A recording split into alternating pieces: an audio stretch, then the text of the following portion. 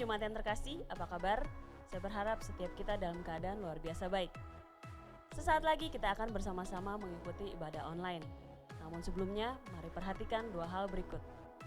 Yang pertama, marilah kita beribadah tanpa melakukan kegiatan lain, membantu kita fokus beribadah dari awal sampai akhir.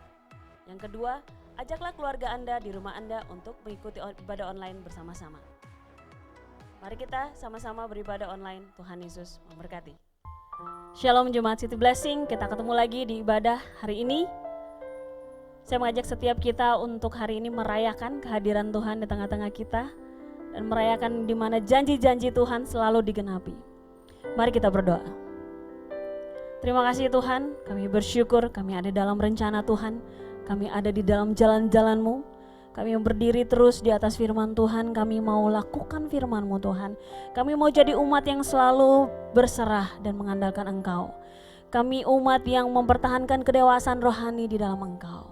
Terima kasih Tuhan, kami siap hari ini untuk merayakannya dan mengisi hidup kami dengan firman Tuhan. Ini sepenuhnya hidup kami dalam tangan Tuhan. Di dalam nama Tuhan Yesus kami siap untuk beria-ria dan beribadah. Haleluya, amin.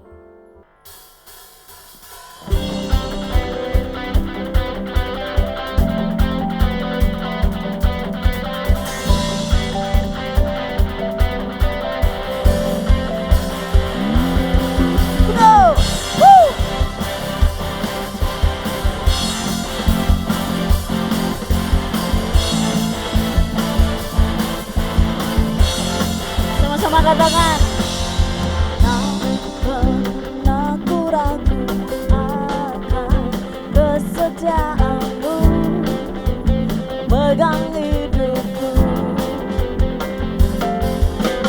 sepenuh jiwaku, ku yakin dan percaya, Kau tuntun langkahku. Yesus Kaulah Raja dalam hidupku, berkuasa percaya untuk selamanya. Hanya Kau Tuhan, sumber kekuatan, kuasa-Mu tercurah bagiku senantiasa. Denganmu Tuhan, ku kan berjalan dari kemuliaan sampai kemuliaan selamanya.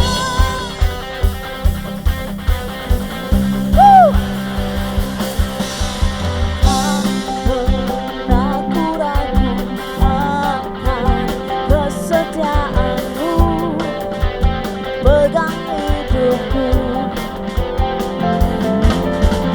sepenuh jiwaku, ku yakin dan percaya, Kau tuntun langkahku.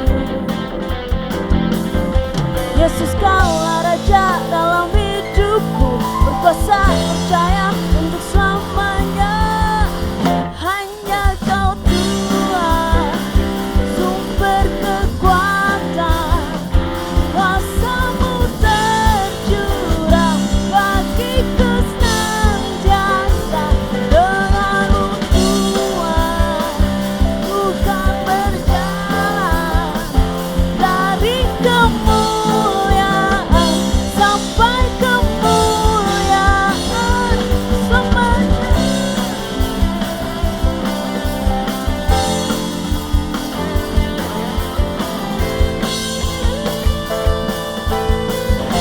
Sama-sama katakan, Yesus Kaulah Raja dalam hidupku, berkuasa percaya untuk selamanya.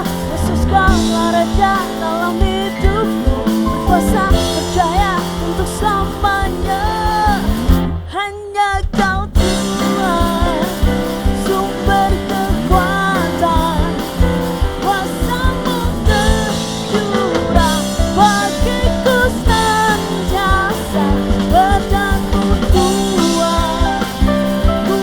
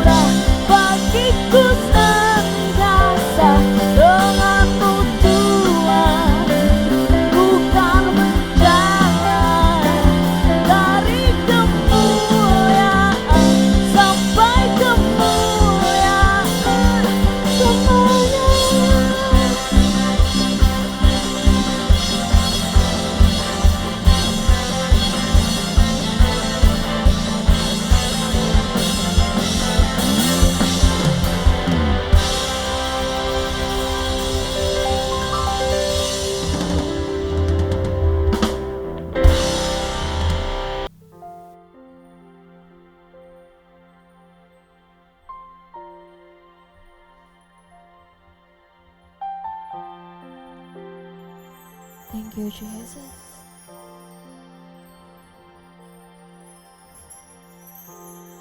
Kerinduanku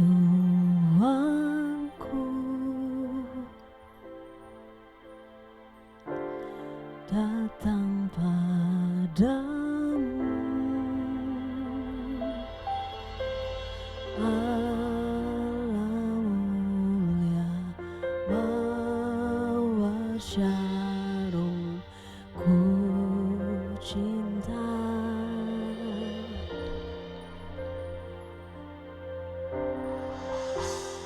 Kaulah rajaku dan sahabatku,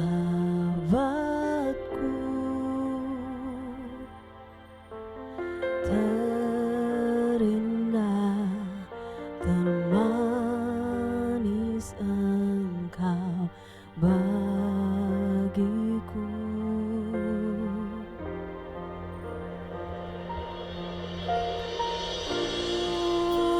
Sembah Kau dalam roh dan kebenaran.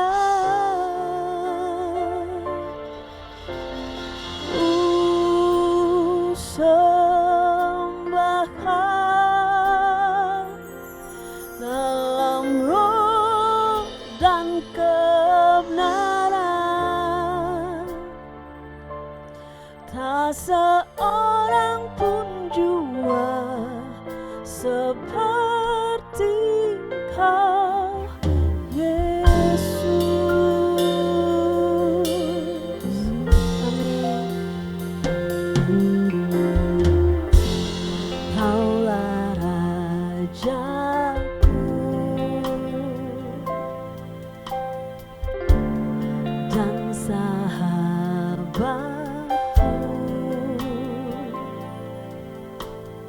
terindah, termanis Engkau bagiku. Katakan ku sembah Kau. Ku sembah Kau dalam roh dan kebenaran. Ku sembah Kau dalam roh dan kebenaran. Tak seorang pun jua seperti Kau, Yesus. Mari sembah Dia.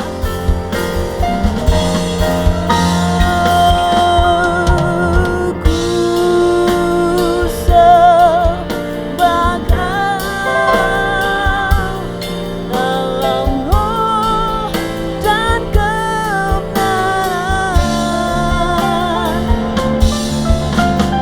Ku sembah Kau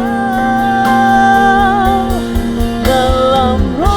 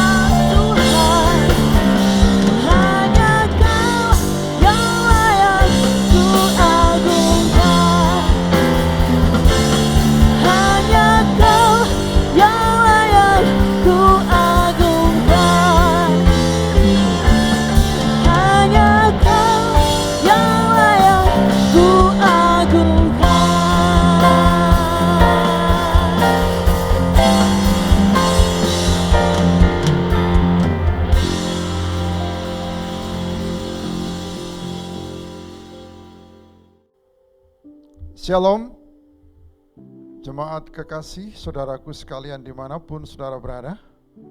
Kita berjumpa kembali untuk hari Minggu ini, atau hari apapun yang saudaraku bisa melihatnya.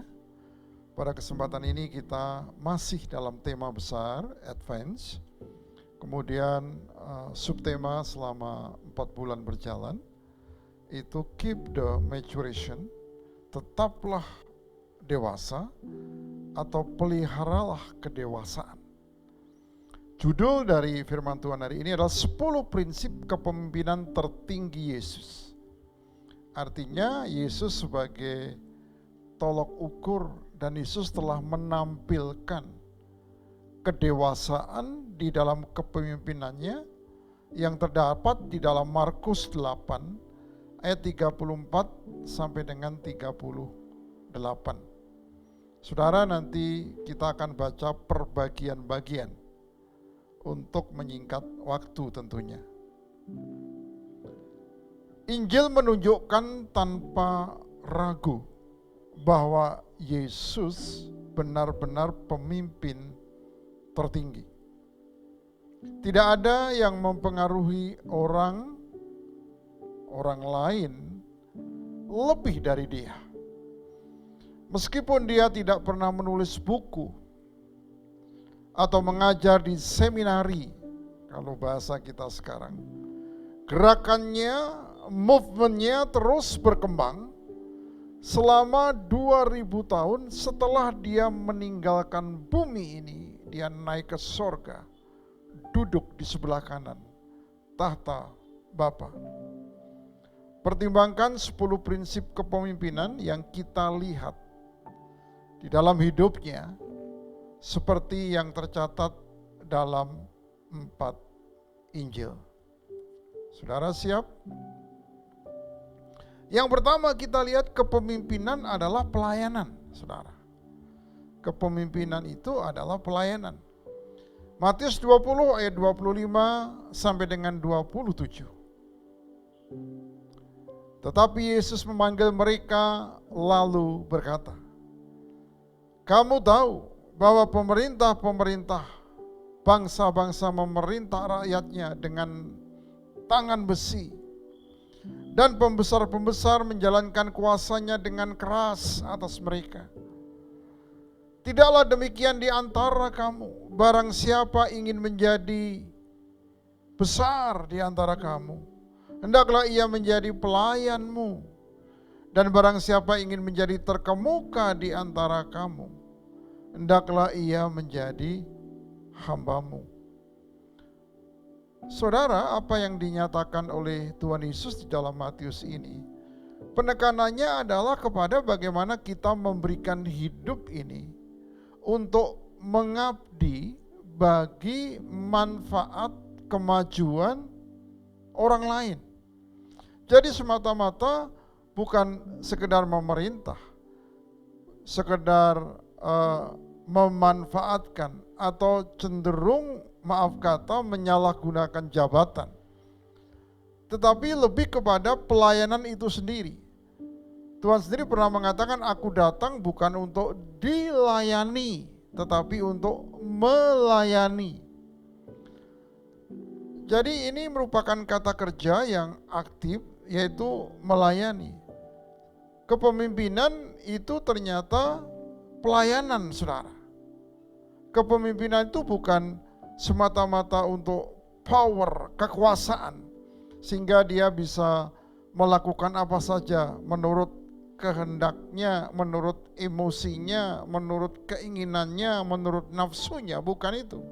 Tetapi bagaimana kepemimpinan itu adalah memberikan hidupnya untuk melayani. Bahkan Tuhan katakan di sini, barang siapa ingin menjadi besar di antara kamu, hendaklah ia menjadi pelayanmu. Kebesaran seseorang, kebesaran nama, itu tergantung dari kebersediaan seseorang untuk menjadi pelayan. Dan barang siapa ingin menjadi terkemuka di antara kamu, hendaklah ia menjadi hambamu. Puji Tuhan. Di dalam Markus 8 ayat 35, karena siapa yang mau menyelamatkan nyawanya, ia akan kehilangan nyawanya. Ini menggambarkan bagaimana seorang pemimpin atau seorang yang menjadi dewasa dan tetap mempertahankan kedewasaannya, tidak egois, tidak hanya memikirkan dirinya sendiri, tetapi bagaimana dia bisa menolong orang-orang yang dipimpinnya untuk betul-betul selamat dan bisa maju dan bertumbuh di dalamnya. Lalu dilanjutkan di ayat ini, tetapi barang siapa kehilangan nyawanya karena aku, karena Yesus, dan karena Injil, ia akan menyelamatkannya. Dengan kita berani memberitakan kebenaran, memberitakan Injil, maka taruhan nyawa itu menjadi tanggung jawabnya Tuhan, saudara. Bukan menjadi tanggung jawab saudara, tapi menjadi tanggung jawabnya Tuhan. Itu sebabnya barang siapa yang berani bergerak, maka urapan Tuhan turun untuk menyertainya. Itu bagian pertama, kepemimpinan adalah pelayanan. Jadi siapa yang mau menjadi pemimpin, maka yang bersangkutan mempersiapkan pribadi untuk melayani. Di dalam pelayanan, masalah hati ini sangat penting. Pada waktu Samuel ingin mencari pengganti Saul, yaitu raja di kemudian hari untuk Israel, maka Samuel waktu itu melihat secara di luar dan secara penampilan, maka dia terkesan dengan orang-orang dari jalannya, dari bicaranya, dari senyumnya, dan yang lain-lainnya. Tetapi ternyata Tuhan tidak memilih mereka. Kenapa? Karena Tuhan melihat hati, saudara. Dan kalau kita pada saat ini tahu betul bahwa hati kita memang untuk melayani, maka Tuhan tahu itu. Dan promosi itu datangnya dari Tuhan. Haleluya. Yang kedua, saudara, biarkan tujuan saudara memprioritaskan hidup saudara. Biarkan tujuan Anda memprioritaskan hidup Anda.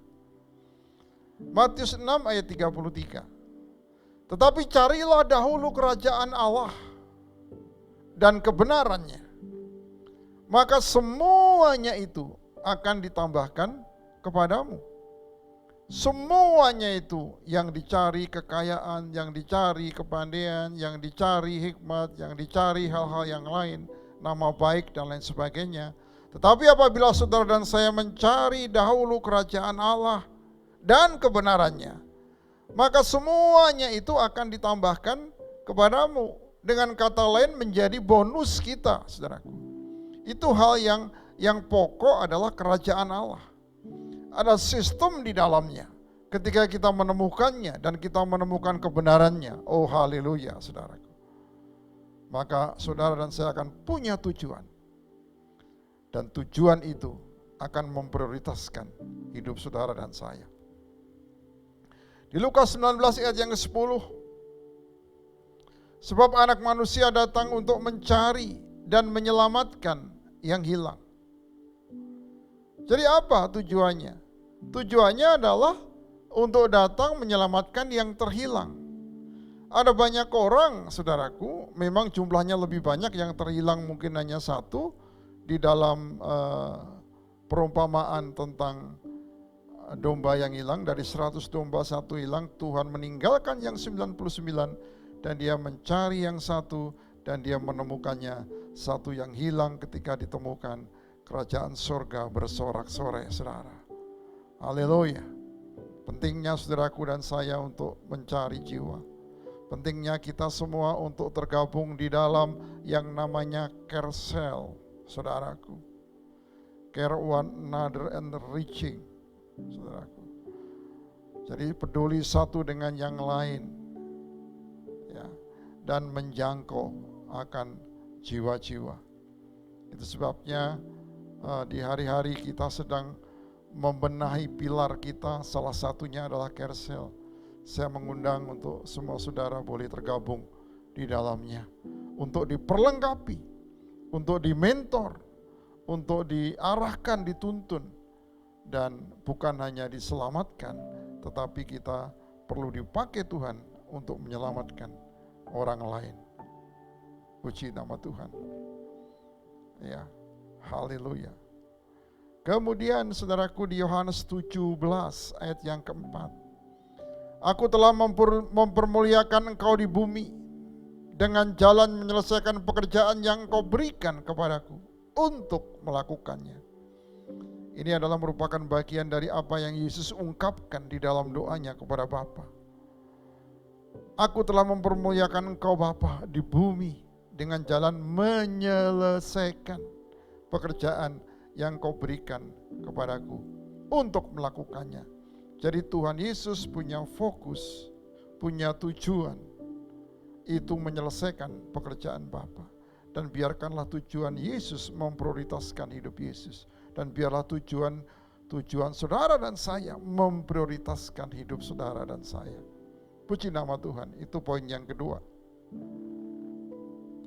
Poin yang ketiga, jalani hidup sebelum Anda memimpin orang lain.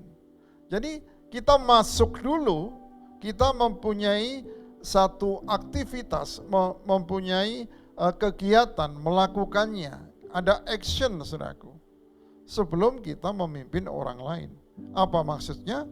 Karena pemimpin itu akan mempersiapkan jalan untuk orang-orang yang dipimpinnya.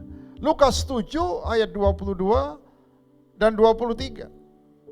Dan Yesus menjawab mereka, pergilah dan katakanlah kepada Yohanes apa yang kamu lihat dan kamu dengar. Orang buta melihat, orang lumpuh berjalan, orang kusta menjadi tahir, orang tuli mendengar, orang mati dibangkitkan, dan kepada orang miskin diberitakan kabar baik. Dan berbahagialah orang yang tidak menjadi kecewa dan menolak aku. Saudara, hidup ini dijalani oleh Yesus sebelum dia melayani. Dia mengalami proses. Dia dibaptis oleh Yohanes Pembaptis. Padahal kalau dari segi kedudukan Yesus tentu lebih tinggi, saudaraku. Tetapi Tuhan Yesus mau menggenapi atau melakukan semua tugas tanggung jawab dari Bapa. Ketika dibaptis, ada suara dari langit, inilah anak yang kukasihi, kepadanya aku berkenan. Roh Kudus menyatakan itu kepada Yesus. Dan sebelum masuk pelayanan, maka Tuhan Yesus diproses di padang gurun. Dia berdoa, berpuasa selama 40 hari dan dia dicobai. Dan dia menang atas pencobaan itu, saudaraku. Dan itu sebabnya Tuhan melalui terlebih dahulu. Dan di padang gurun Tuhan Yesus mendapatkan kekuatan. Tulang belakang atau berbicara tentang tulang penyangga. Atau berbicara tentang penyangga dari kehidupan ini dikokohkan, dikuatkan. Padang gurun tidak membuat dia ciut, tapi sebaliknya dia jalani, dia lalui. Dan dia menang atas semua pencobaan itu. Puji nama Tuhan. Ada berbagai-bagai tanda, saudaraku. Itulah yang harus kita pegang. Memang ada kuasa di dalam Yesus. Ada kuasa di dalam diri setiap orang yang percaya. Baik perkataanmu, baik apa yang saudaraku lakukan. Puji Tuhan, jalani hidup sebelum Anda memimpin orang lain. Yohanes 14 ayat 11. Percayalah kepadaku bahwa aku di dalam Bapa dan Bapa di dalam aku. Atau setidak-tidaknya percayalah karena pekerjaan itu sendiri. Artinya apa yang Tuhan buat itu membuat kita harusnya percaya. Tetapi ada orang-orang yang memang tetap tidak percaya. Dia tahu Taurat, dia tahu firman Tuhan, tetapi ketika semuanya digenapi, semuanya dinyatakan, dia tidak bisa menerimanya. Berapa sering juga, saudara, kita berdoa, dan ketika Tuhan sudah nyatakan, kita tidak bisa menerimanya. Bahkan kita tidak bisa melihat bahwa itu merupakan jawaban dari Tuhan. Kita menjadi kurang percaya lagi. Tidak seperti itu. Dengan hari ini kita diingatkan bahwa ketika kita menjalani hidup sebelum kita memimpin, itu akan menjadi bagian untuk membentuk kehidupan kita. Yang keempat, saudara, dampak berasal dari hubungan, bukan posisi. Jadi kepemimpinan itu berbicara, ya kepemimpinan yang berdampak itu, orang-orang dewasa yang memberikan dampak bagi kehidupan komunitasnya itu terjadi karena hubungan. Saudaraku, di dalam Kersel kita belajar tentang relational evangelism. Jadi bagaimana penginjilan itu penginjilan karena hubungan. Bukan sekedar kita menyampaikan sesuatu tanpa didasari dengan hubungan. Di dalam hubungan ada take and give, di dalam hubungan ada pemenuhan kebutuhan dan lain sebagainya. Jadi dibangun semuanya atas hubungan, bukan posisi. Sekali lagi bukan posisi. Yohanes 4 ayat 7, 15, 16, 18, 39 kita akan baca, saudaraku. Ayat yang ke-7 terlebih dahulu. Maka datanglah seorang perempuan Samaria hendak menimba air. Kata Yesus kepadanya, berilah aku minum. Kalau menimba air, ya air yang didapatkan. Kalau air yang didapatkan, air itu di tengah-tengah panas terik di padang gurun seperti itu, apa saudaraku yang dibutuhkan? Ya untuk minum. Makanya dalam konteks itu relevan apa yang disampaikan Tuhan, berikan aku minum.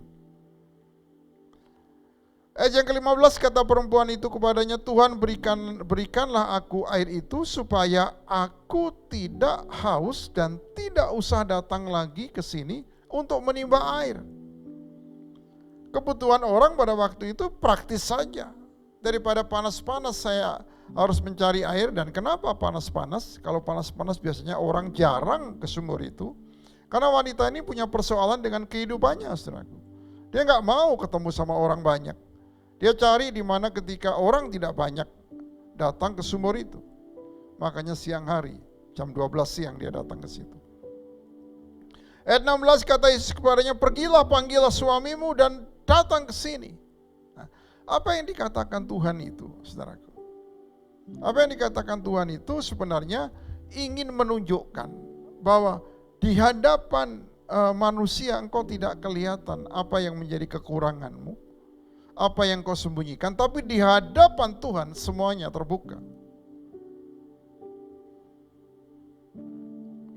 Jadi dibukakan, saudaraku. Ayat 18, sebab engkau sudah mempunyai 5 suami, dan yang ada sekarang padamu bukanlah suamimu. Dalam hal ini engkau berkata benar. Jadi wanita itu mengatakan, Tuhan aku gak punya suami. Oh iya betul. Kenapa? Karena engkau sudah mempunyai 5 suami dan yang ada sekarang padamu bukanlah suamimu. Lalu siapa dong kalau bukan suaminya? Loh kok Tuhan tahu? Dari apa yang diketahui oleh Tuhan dan apa yang diungkapkan oleh Tuhan, wanita ini mulai terjamah hatinya, saudara. Kemudian ayat 39, saudara, ini dampaknya ya.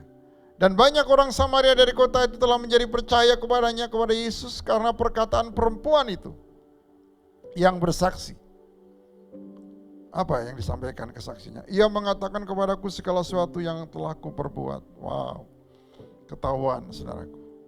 Wanita ini mengerti bahwa yang berbicara dengan dia adalah orang yang diurapi oleh Tuhan.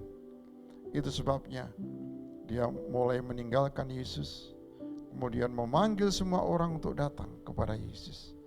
Jadi ada dampak. Dampaknya apa? Bangun hubungan. Yesus luar biasa memang, karena memang dia juga punya hikmat dari atas ketika dia berbincang-bincang kebutuhan wanita itu ternyata diketahui oleh Tuhan. Dan ketika Tuhan mengatakan yang tadinya air itu adalah air kehidupan itu adalah firman Tuhan. Dan ketika firman itu menyentuh hatinya, membuat dia berubah. Ketika dia berubah, dia bersaksi, dan ketika dia bersaksi, mengajak orang seluruh kota itu untuk datang kepada Yesus. Puji Tuhan. Di Karsel, saudaraku, kita punya target setahun ya 2 jiwa kita doakan. 2 jiwa terus kita doakan. Dan sampai pada saatnya kita melahirkan jiwa yang baru. Di Lukas 9 ayat 6, lalu pergilah mereka dan mereka mengelilingi segala desa sambil memberitakan Injil dan menyembuhkan orang sakit di segala tempat. Itulah tugas Tuhan Yesus bersama dengan murid-muridnya untuk mengelilingi segala desa sambil memberitakan Injil dan menyembuhkan orang sakit di segala tempat. Ada kuasa di dalam pemberitaan Injil, saudara. Kuasa-kuasa itu pasti menyertainya. Tanda-tanda ajaib itu pasti menyertainya. Demikian firman Tuhan. Dan ketika saudara percaya dan melakukannya, oh haleluya, Tuhan dimuliakan. Yang kelima, pemimpin harus mengisi kembali diri mereka sendiri. Kita ini perlu pemasukan atau asupan. Kita ini perlu nutrisi yang sehat, saudaraku, supaya kita tetap bisa hidup, kita bisa tetap menjadi pribadi yang dewasa dan memimpin. Markus 1:35-38, pagi-pagi benar waktu hari masih gelap, ia bangun dan pergi keluar. Ia pergi ke tempat yang sunyi dan berdoa. Berdoa di sana. Tetapi Simon dan kawan-kawannya menyusul dia. Waktu menemukan dia, mereka berkata, semua orang mencari engkau.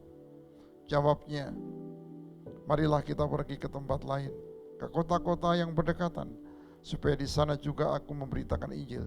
Karena untuk itu aku telah datang. Jadi apa yang dilakukan oleh Tuhan? Yang pertama-tama itu datang berdoa, saudaraku. Doa itu menjadi bagian. Ketika kita berdoa, kita mengisi diri kita. Kita memberikan diri diisi oleh Tuhan. Di dalam doa-doa itu kita membangun hubungan dengan Tuhan. Membangun hubungan dengan Tuhan yang intim adalah bukan hanya kita menyampaikan doa-doa kita, tetapi kita mendengar apa yang Tuhan ingin sampaikan kepada kita.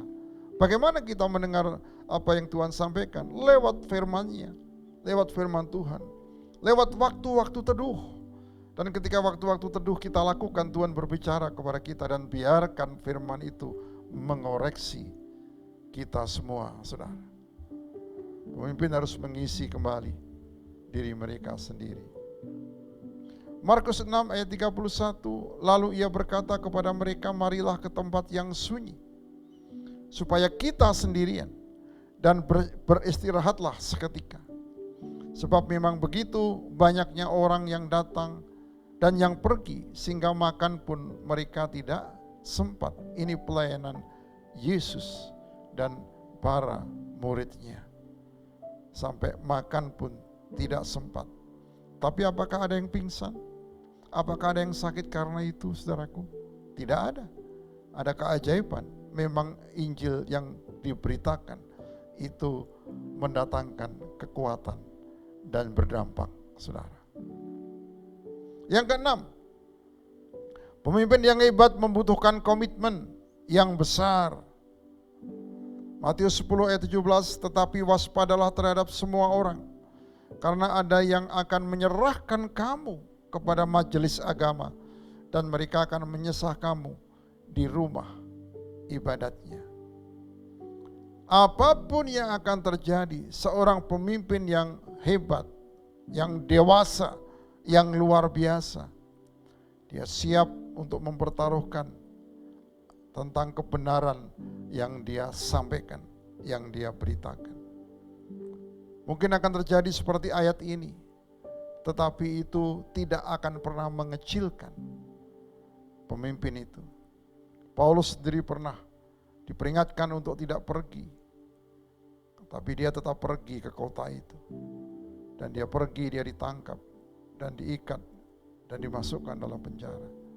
Tetapi lebih terhormat untuk dia ditangkap dan diikat, dimasukkan dalam penjara demi nama Yesus, saudaraku. Jadi pemimpin yang hebat membutuhkan komitmen. Yang ketujuh, tunjukkan keamanan saat menangani masalah yang berat. Tunjukkan keamanan saat menangani masalah yang berat. Apa maksudnya ini, saudaraku? Di Markus 11 ayat 27 sampai dengan 30, lalu Yesus dan murid-muridnya tiba pula di Yerusalem. Ketika Yesus berjalan di halaman bait Allah, datanglah kepadanya imam-imam kepala, ahli-ahli Taurat dan tua-tua. Dan bertanya kepadanya, dengan kuasa manakah engkau melakukan hal-hal itu? Dan siapakah yang memberikan kuasa itu kepadamu, sehingga engkau melakukan hal-hal itu? 29. Jawab Yesus kepada mereka, aku akan mengajukan satu pertanyaan kepadamu. Berikanlah aku jawabnya, maka aku akan mengatakan kepadamu dengan kuasa manakah aku melakukan hal-hal itu. Baptisan Yohanes itu dari sorga atau dari manusia? Berikanlah aku jawabnya. Saudaraku, tunjukkan keamanan itu maksudnya. Kita itu diberi kemampuan yang cukup oleh karena kita bergaul dengan Tuhan dengan membaca firman-Nya. Sehingga firman itu akan menolong kita untuk kita memiliki hikmat. Sehingga persoalan-persoalan yang mengancam jiwa dan lain sebagainya itu dapat kita tangani dengan baik. Karena kita punya argumentasi bukan sekedar argumentasi biasa, tapi argumentasi yang datangnya sumbernya dari ilahi, dan yang ilahi itu akan membuat orang lain tidak dapat, saudaraku, mengusiknya atau menyalahkannya atau membantahnya sekalipun. Jadi ayat yang 30 ini pertanyaannya, baptisan Yohanes itu dari surga atau dari manusia? Berikanlah aku jawabnya. Dan orang-orang itu, saudaraku, tidak bisa menjawabnya. Mereka takut, saudaraku, karena hatinya enggak murni. Nanti kalau dia tidak dibilang, kalau dibilang dari surga, kenapa enggak percaya? Kalau dibilang dari manusia, pengikutnya banyak, saudaraku. Mereka ketakutan. Lukas 20 ayat 19. Lalu ahli-ahli Taurat dan imam-imam kepala berusaha menangkap dia pada saat itu juga, sebab mereka tahu bahwa merekalah yang dimaksudkannya dengan perumpamaan itu, tapi mereka takut kepada orang banyak. Takut kepada orang banyak.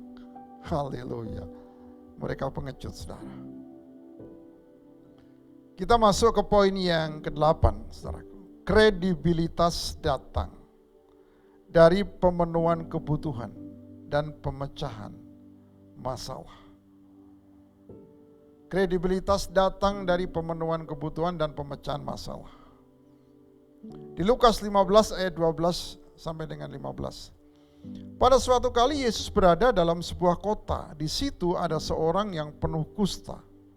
Ketika ia melihat Yesus, tersungkurlah ia dan memohon, Tuhan, jika Tuhan mau, Tuhan dapat mentahirkan aku. Lalu Yesus mengulurkan tangannya menjamah orang itu dan berkata, aku mau, jadilah engkau tahir. Seketika itu juga lenyaplah penyakit kustanya. Perhatikan, saudaraku, Tuhan adalah pemimpin yang kredibel.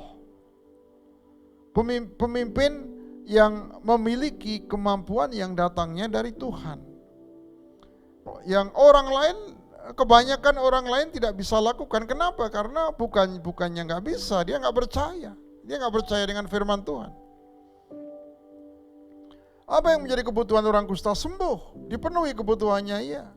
Apa menjadi problem? Mereka dijauhi orang. Ketika mereka sembuh, orang-orang berani lagi mendekat dia. Orang-orang di sekitarnya menerima dia kembali. Jadi kredibilitas itu datang dari pemenuhan kebutuhan dan pemecahan masalah. Dua hal ini penting. Yang ke-14, saya lanjutkan dulu baca ayat ke-14. Yesus melarang orang itu untuk memberitahukan kepada siapapun juga dan berkata, pergilah, perlihatkanlah dirimu kepada imam dan persembahkanlah untuk pentahiranmu persembahan seperti yang diperintahkan Musa sebagai bukti bagi mereka. Kenapa Tuhan untuk mengingatkan Musa kembali untuk merefresh memori mereka, supaya memori mereka, wah ini betul, memang Tuhan Yesus tidak meninggalkan apa yang diajarkan oleh Musa begitu saja. Ayat 15, tetapi kabar tentang Yesus makin jauh tersiar, padahal dilarang, saudaraku. Ini nggak bisa dibendung lagi. Dan datanglah orang banyak berbondong-bondong kepadanya untuk mendengar dia dan untuk disembuhkan dari penyakit mereka. Orang-orang ingin mendengar Yesus.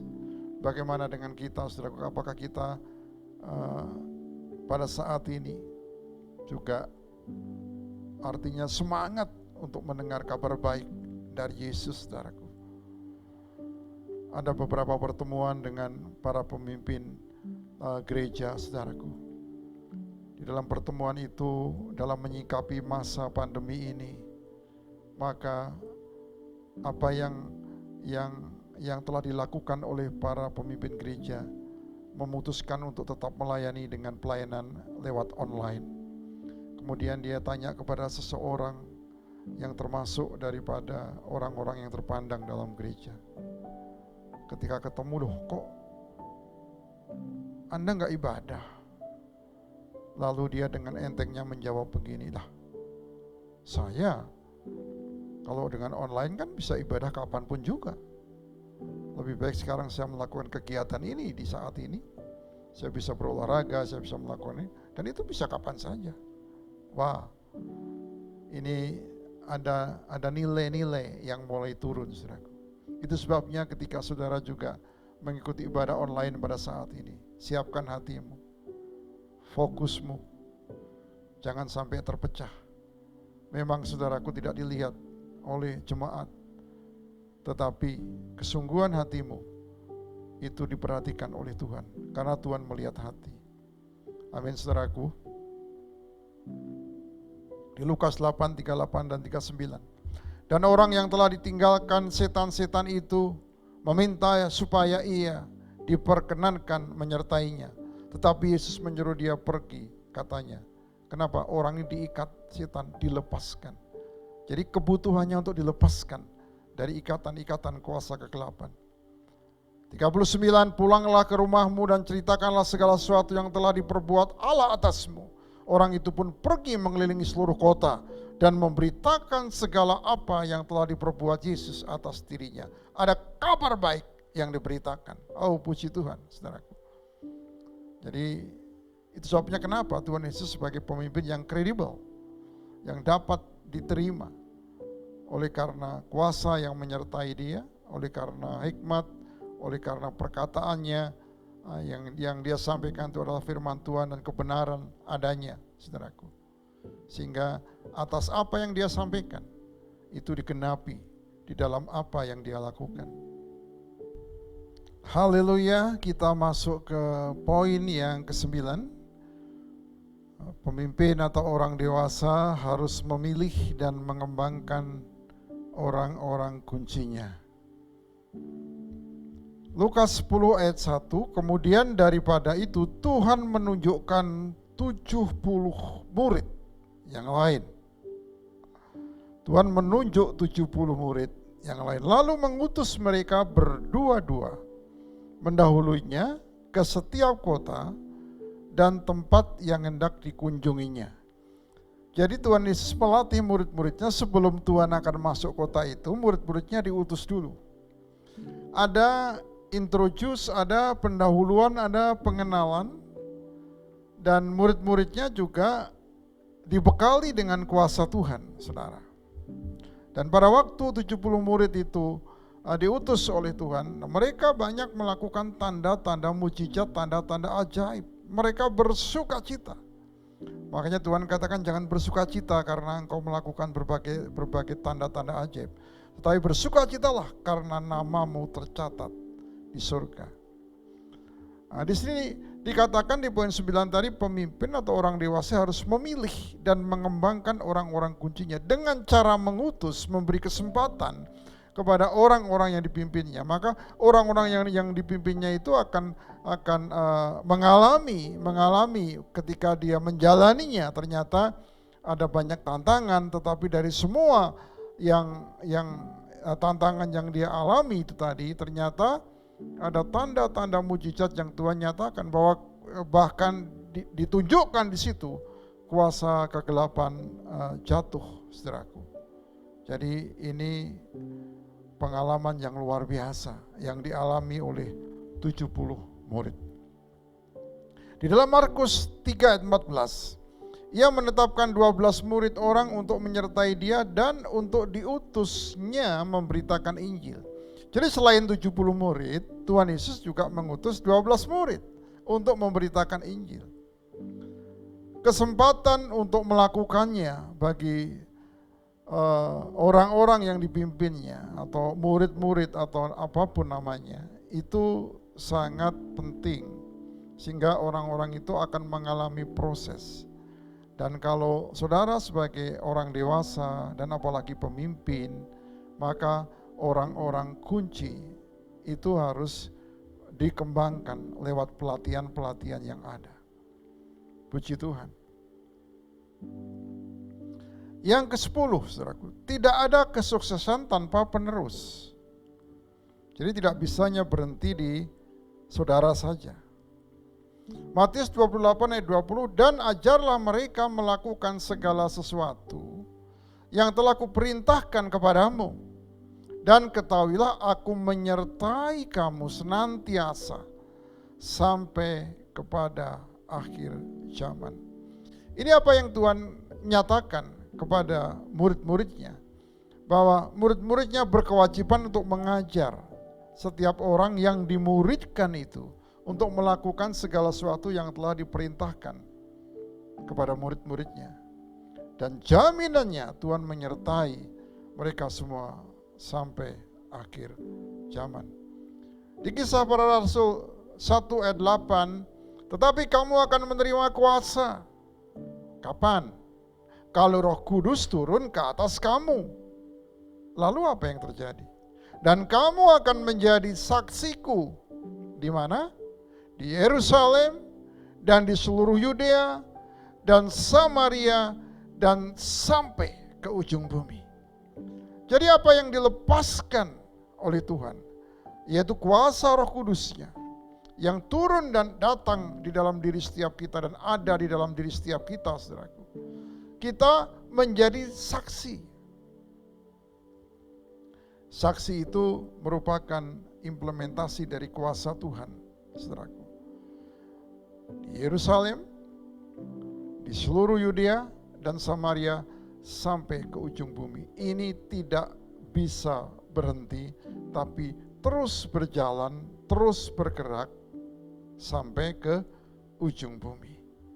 Puji Tuhan, tidak ada kesuksesan tanpa penerus. Jangan lupa bagi para pemimpin yang dewasa, saudara-saudara yang punya kedewasaan, saudara berkewajiban untuk mempersiapkan para penerus ini.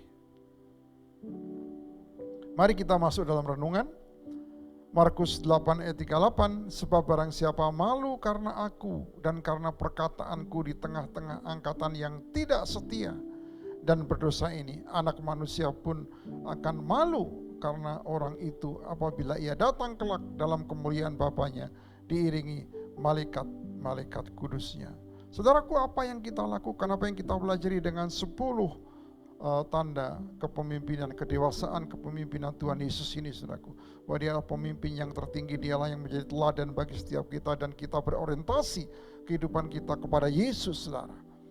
Dan Tuhan katakan jangan malu oleh karena Yesus, jangan malu oleh karena Injil. Kita tetap melakukannya, lepas dari orang menerima atau tidak, bukan itu poinnya, tapi tugas kita adalah memberitakan Injil. Karena orang yang akan menerima dan percaya itu semua karya Roh Kudus, juga bukan karya saudara dan saya. Makanya kita tidak malu, kita tetap melakukannya. Kenapa? Karena pemimpin kita telah memberikan contoh dan kita mau meneladani dia. Apa yang bisa kita terapkan, saudaraku, dalam kehidupan pelayanan? Sudah berapa banyak prinsip-prinsip kehidupan yang sudah kita miliki sebagai orang yang dewasa, sebagai orang yang mempunyai tanggung jawab untuk memimpin orang lain atau membawa orang lain datang kepada Tuhan. Puji Tuhan, itu menjadi bagian dari aplikasi kita, dan Dapat disimpulkan saudaraku di Markus 8 ayat 36, apa gunanya seorang memperoleh seluruh dunia tetapi ia kehilangan nyawanya? Apapun yang kita miliki, apapun yang kita capai selama hidup ini, saudaraku, kalau akhirnya kita kehilangan nyawa kita, maka semuanya sia-sia. Supaya kita tidak kehilangan nyawa kita, kita tetap mau hidup kita dituntun oleh Tuhan meneladani Yesus sebagai Tuhan dan Juru Selamat. Puji nama Tuhan. Tuhan Yesus memberkati. Mari saudaraku kita berdoa. Bapa, kami mengucap syukur untuk firman-Mu. Hari ini kami terima, kami belajar tentang 10 poin tentang kepemimpinan dan tentang kedewasaan. Satu hal yang kami bisa lihat, bahwa Engkau menyelesaikan tanggung jawab apa yang ditugaskan Bapa kepadamu. Juga setiap kami Tuhan, biarlah kami boleh menyelesaikan tanggung jawab apa yang Tuhan berikan kepada setiap kami sebagai anak-anak-Mu. Mampukan kami Tuhan. Dan kalau hari-hari ini kami mengalami kegoncangan, mengalami dampak dari gelombang yang namanya pandemi ini Tuhan. Oh Tuhan, kami berdoa kekuatan Tuhan nyatakan dalam setiap kehidupan kami. Kami percaya kepada Engkau, kami berpegang kepada firman-Mu. Tuhan menguatkan setiap kami.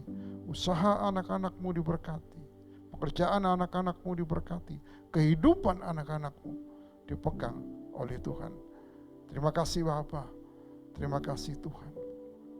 Saudara, mari buka hatimu dan angkat tanganmu untuk menerima berkat Tuhan. Bapa menghadapkan wajahnya kepada saudara, melepaskan damai sejahtera. Diberkati ketika engkau masuk, diberkati ketika engkau keluar. Diberkati usahamu, diberkati pekerjaanmu, diberkati rumah tanggamu, diberkati buah kandunganmu, diberkati studimu. Tangan kanan Tuhan yang membawa kemenangan menyertai engkau. Saudaraku yang kasih, terimalah berkat anugerah Bapa bersama dengan Yesus Tuhan dan Juru Selamat kita, dan dalam persekutuan dengan Roh Kudus dari sekarang sampai selama-lamanya. Di dalam nama Tuhan Yesus kami berdoa dan bersyukur. Haleluya. Amin. Tuhan Yesus memberkati. Tetap semangat, ada sukacita yang terus dikembangkan dalam nama Tuhan Yesus. Sampai ketemu minggu depan. Amin.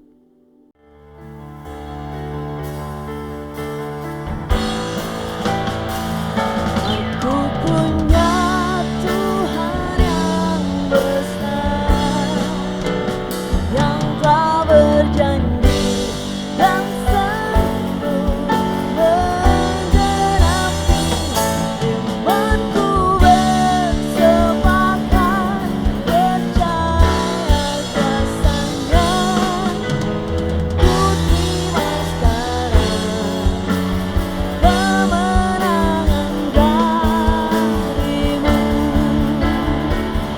Aku punya Tuhan yang besar, yang telah berjanji dan sanggup menggenapi imanku bersepakat percaya kuasanya.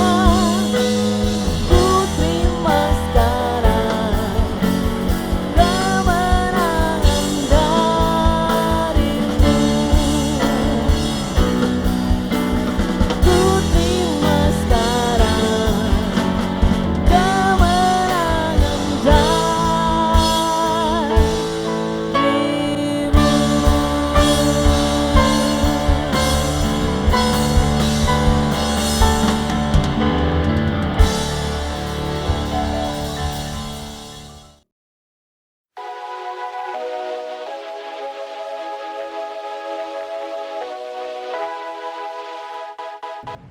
Jemaat yang terkasih, mari sama-sama menyimak pengumuman seputar City Blessing sepekan ke depan. Yang pertama, kita masih akan tetap beribadah online minggu depan bersama Pastor Yosi dan tim. Yang kedua, bagi jemaat yang rindu untuk memberikan persembahan, perpuluhan maupun persembahan yang lain, dapat menghubungi Sekretariat City Blessing lokal Anda untuk informasi nomor rekening gereja Bank Anda. Yang ketiga, Pastor Yosi mengajak setiap kita untuk dapat berdoa bersama lewat aplikasi Zoom. Terima kasih Anda sudah menyimak pengumuman. Sampai jumpa minggu depan. Tuhan Yesus memberkati.